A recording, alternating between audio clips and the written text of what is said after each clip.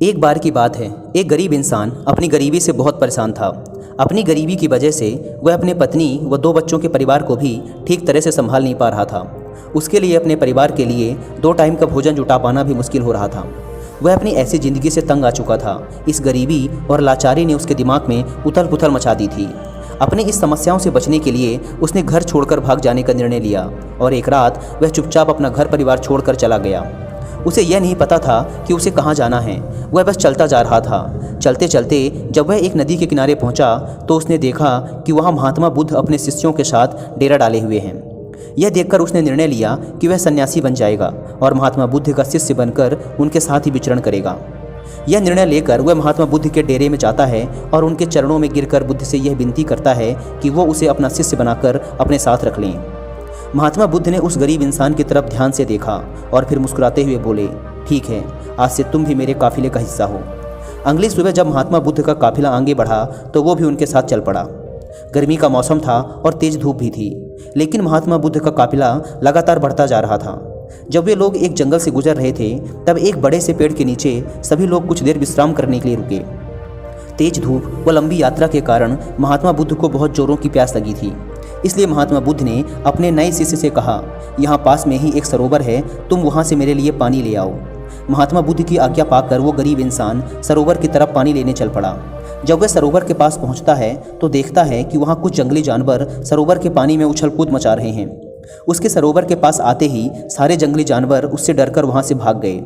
उसने देखा कि जानवरों की उछल कूद की वजह से तालाब के नीचे का कीचड़ व सड़े गड़े पत्ते ऊपर आ गए हैं और सारा पानी मटमैला व गंदा हो गया है। यह देखकर वह बिना पानी लिए ही चुपचाप वहाँ से वापस लौट जाता है और बुद्ध से जाकर कहता है, बुद्धा, उस सरोवर में तो बहुत ही गंदा पानी था, उसे तो पिया ही नहीं जा सकता। शिष्य की बात सुनकर बुद्ध कुछ देर तक तो शांत रहे, लेकिन थोड़ी ही देर बाद उसे बुलाकर कहा, जाओ उसी सरोवर से पानी ले आओ। महात्मा बुद्ध का यह आदेश सुनकर वह शिष्य पानी लेने तो चल पड़ा, लेकिन अपने मन में यही सोचता जा रहा था कि महात्मा बुद्ध इतने गंदे पानी को पिएंगे कैसे। लेकिन जब वह सरोवर के पास पहुंचता है तो यह देखकर चकित रह जाता है कि सरोवर का पानी एकदम साफ और निर्मल हो चुका है। वह सरोवर का पानी लेकर महात्मा बुद्ध के पास जाता है और उनसे पूछता है कि थोड़ी ही देर में सरोवर का पानी इतना साफ कैसे हो गया।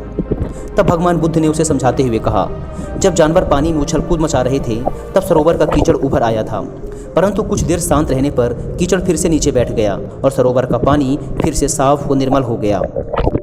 इसी प्रकार हमारे मन के साथ भी यही होता है। जीवन की भाग दौड़, समस्याएं व मन की अशांति हमारे दिमाग में उथल पुथल मचा देती है और तब हम जल्दबाजी में गलत निर्णय ले लेते हैं। परंतु यदि कोई भी निर्णय लेने से पहले हम अपने दिमाग को शांत रखें और धैर्य के साथ बैठकर सोचें तो हमारे मन की वो उथल पुथल भी पानी के उस कीचड़ की तरह शांत हो जाती है और तब हम जो भी निर्णय लेते हैं वो हमेशा ही सही होता है। इसलिए बुरे समय में इंसान को कभी भी धीरज नहीं खोना चाहिए। महात्मा बुद्ध की यह बात उस इंसान को समझ में आ गई और जब वह शांति से बैठकर अपने द्वारा लिए गए निर्णय के बारे में सोचता है तो उसे एहसास होता है कि उसने घर छोड़कर गलत किया था। उसकी अनुपस्थिति में उसकी पत्नी व दोनों छोटे छोटे बच्चों को और भी बड़ी समस्याओं का सामना करना पड़ेगा। उसे अपने पति व पिता होने का दायित्व निभाना ही पड़ेगा। इसीलिए वो महात्मा बुद्ध से आज्ञा लेकर अपने घर वापस चला जाता है। दोस्तों, इस कहानी से हमने सीखा कि हमें कभी भी अपने निर्णय अशांत दिमाग व जल्दबाजी में नहीं लेना चाहिए, बल्कि दिमाग को शांत रखते हुए वो भविष्य के बारे में सोचकर ही सही निर्णय लिए जा सकते हैं।